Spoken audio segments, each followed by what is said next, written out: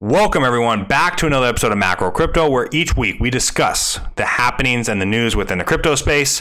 We already dropped one of these videos earlier this week and it got ghost hit, deleted by YouTube. Somehow, some way, I don't know what ended up happening to it. And instead of uploading the original video, we do have some new news within the crypto space. So I figured why not just add that content, redo the video and upload that for you today. If you do enjoy it, give us a like and subscribe. Now, what you can expect from the video today is going over the news at the Bitcoin conference down in Miami last week, the announcements that were made, discussing that, how that affects the crypto market in general moving forward, as well as the inflation numbers that were dropped on us this week, how that affects Bitcoin and crypto. Also, we have some news, sad news, I should say, on the Ethereum merge. When can we expect it? And then wrapping up this video, we will discuss two top 10 blockchains, creating some interoperability and partnering up. Those details will be given to you at the end of the video. Let's go ahead, everyone, dive in our content today. Do want to show my conviction for blockchain, crypto in general. I will not be shaving my beard until Bitcoin gets over 250,000 or Ethereum's price is over 20,000.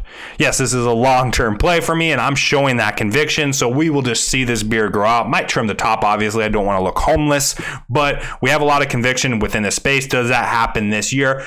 Probably not. But this is a year play, right? 2 years, 3, 4. When does it happen? Well, it'll happen. But when?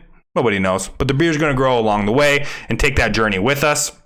So let's go ahead, dive into some news that happened at the Bitcoin news conference with Jack Mallers and the Strike network. If you're unaware of what Strike is, they utilize the Lightning Network on the back end for payments, peer-to-peer, business-to-business, peer-to-business, wherever the case may be. You can also download the app and utilize dollars. You don't have to use your Bitcoin when trading. So hopefully you understand that. But if you also want to take some portion or all of your salary in Bitcoin, they will do that transaction for you and you will get paid in Bitcoin. So check out Strike a little bit deeper and understand what that is. So here's Jack Mallers at the Bitcoin conference out there in Miami discussing the big news. Of course, last week we were hoping that there would be a partnership with none other than Apple, which would just be a massive move for the space.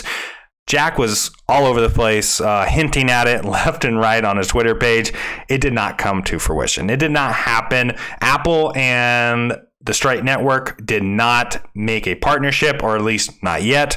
But what did end up happening is they announced that the partnership is between NCR and Shopify, basically allowing the payment rail that Strike is to be accepted across the board at massive retailers, McDonald's, Walmart, Macy's, Circle K, Bed Bath & Beyond, Kroger, Chick-fil-A. The list goes on and on.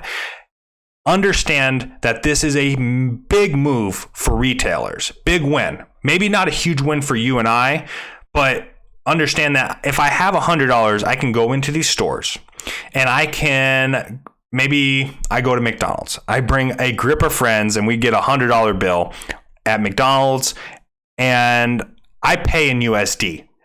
Now, McDonald's utilizing the Strike network can either accept 100, they can even accept Bitcoin and put that on their balance sheet, or they can accept a different type of fiat currency. So what ends up happening is when my $100 leaves the Strike network wallet, Strike does all the transactions on the back end, converts it into Bitcoin, uses the Lightning Network, sends it instantly over to McDonald's. Now, whatever McDonald's is taking in as form of payment, they don't have to worry about that. That automatically gets transacted and put into the correct type of currency that they wish to hold. Now, why this is so important for retail is because we're creating an adoption for these types of networks.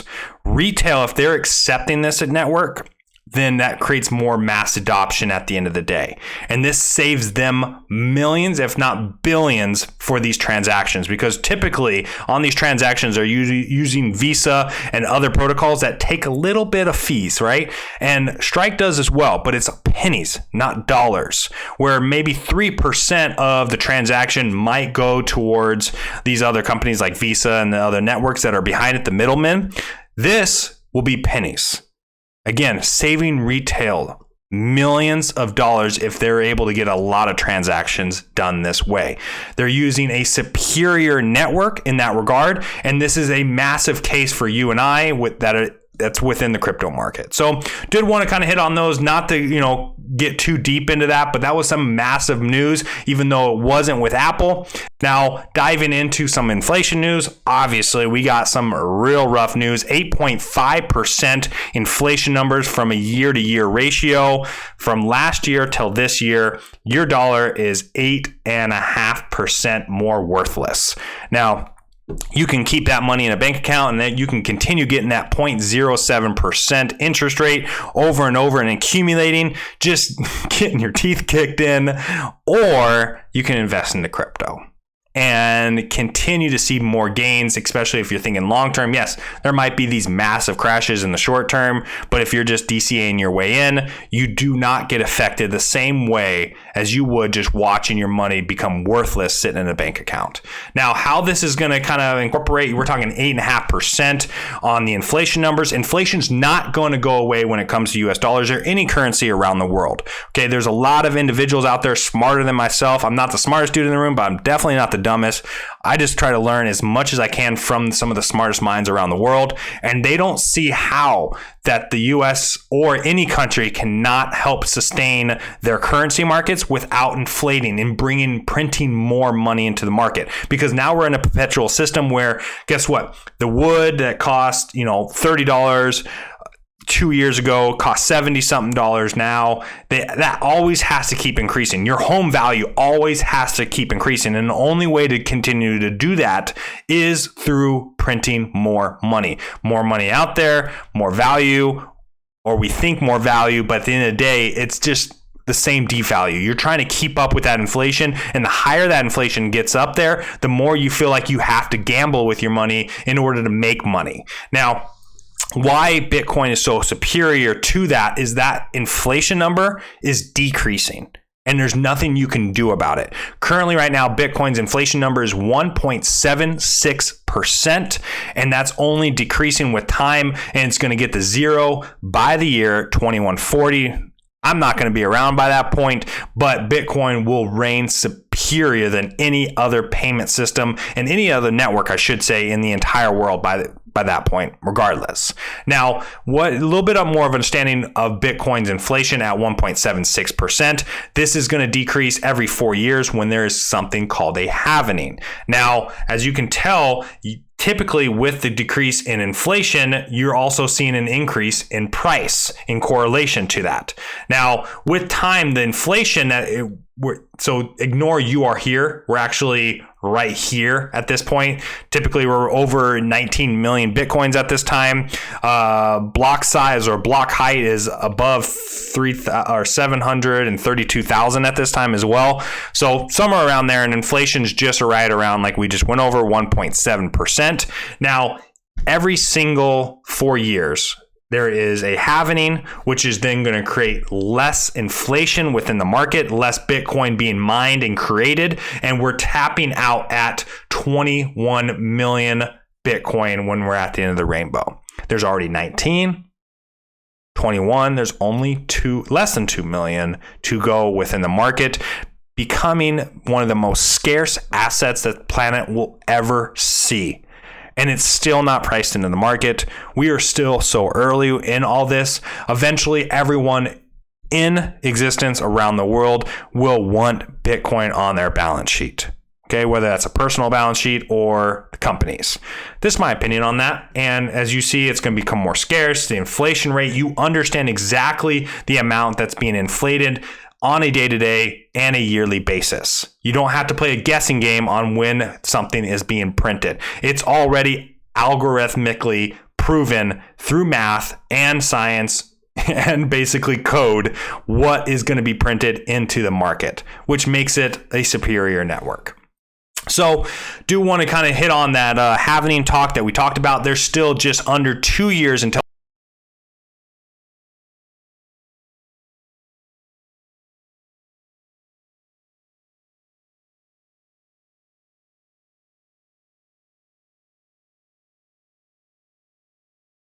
next halvening, typically right after a halvening. That's when you get your blow off tops. That's why there's a lot of fear in today's market. This is right around the middle where things get a little dicey, and all of a sudden you just get wrecked, and you have capitulations. A lot of big red candles end up happening around this time. But if you're just DCing in, none of this matters. Dollar cost average into Bitcoin, Ethereum, and any other project that you find is the best suit for you in your portfolio. But Bitcoin is king for a reason, and everyone is going to want it at the end of the day. So this is your opportunity on the markets currently right now. Bitcoin is above 40,000. We check this out each and every week, of course. We do want to point out that it is below the bull market support band, but we did get a nice little golden cross. We do get the death cross when we go below, go to setting some lows within the current cycle. When we get that golden cross, typically we do get a nice little bounce, but we've yet to see it. So we're going to stay patient, see how this plays out. Did we, if we get that golden cross and we just go down, maybe we got a good fake out happening right before our eyes. Obviously, charts do not tell the whole story, and they're not right. We're just trying to extract as much information as Benjamin Cohen would say to put ourselves in the right position. Also, do want to chat about our DCA that we do on a weekly basis, adding $100 on April 11th, this past Monday, into Bitcoin at the time was $39,612. Current price is above 40,000. So if we just put that in, I think it was like 40,300, I think it was, something like that. So that gives us, still in the red for those months, or for our weekly and monthly totals, but currently sats, the smallest denomination of a Bitcoin, we have nearly 3.4 million Satoshis on our weekly buys, and on our monthly buys, we almost got 1 million Satoshis. Remember, if you start thinking buying Satoshis, that's really going to create a bigger mindset of I want to stack as many Satoshis as I can as the days and years and months go on. You don't have to do $100. Maybe you're doing 1,000. Maybe you're only doing it monthly. Whatever the case may be, stacking as much Bitcoin and Satoshis as you can is the only recommendation I feel safe with outside of getting into Ethereum. Ethereum is a proof of stake merge, was supposed to happen maybe in May or June, but the sad news came out that this is looking more so for Q3. We're going to be doing a separate video in the coming days here talking about the merge and why it's so important for the network itself. And the individual, Tim Becko, I believe it's pronounced, did kind of give some more guidelines. He was the one that released the news that more likely in Q3 is the expectations.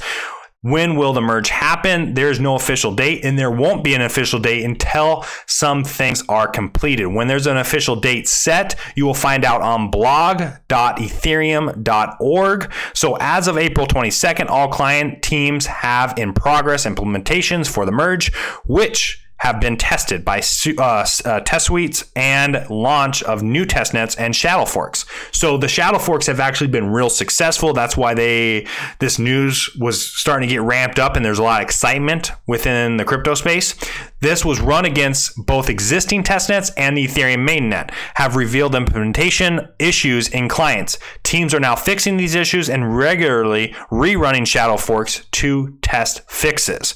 Once the clients work without issues during shadow forks, then the existing Ethereum testnets, Ropstein, Goerli, etc., other testnets will be run through the merge. An announcement will be made on blog.ethereum.org at this point. Once the testnets have successfully upgraded and remain stable, then a time will be set for the upgrade to handle the Ethereum mainnet. So you can really get a good understanding of what this timeline looks like, and when you should really get excited for the merge is when things get removed from the shadow forks and the test nets. Once you start hearing the news that they're happening on Ropstein and Goerli. Now, once those test nets are taking place, if you hear real good news about things are stable on those, and there's a lot of success on the upgrades and no issues and no bugs to be fixed, that merge is right around the corner. So just want to kind of keep everyone in the loop what to expect moving forward. Now, this ended up opening the door, of course, for all the other smart contract platforms like Cardano. Cardano is probably one of the individuals that is most set up to succeed with the failure of Ethereum. In my view, in a position for building something that brings a lot of value onto their protocol. They are opening Wing Riders, which is a DEX on Cardano, bringing over some stable coins like USDC and Tether onto this protocol specifically already. How much ends up getting locked up on this protocol will be kind of the exciting news for Cardano, and if they can start to be a player within the DeFi space. Now, Solana has some other news that we've discussed previously, bridging themselves over to OpenSea. We discussed this last week. Is some very positive news for Solana as a gaming and NFT ecosystem primarily at this point. But the other news that's going to help Solana out, they're being added to Robinhood along with Shiba Inu and Polygon. Solana adding to a group of 22 million plus users on Robinhood only creates more of an opportunity for individuals to buy and get involved with the Solana protocol. So obviously good news right there for that protocol. Do want to talk about Polkadot partnering with another top 10 blockchain. Now, the partnership itself is because of the value that's being locked on one of their chains, Akala, and what's being brought over actually onto Akala, the DeFi protocol, is Terra Luna.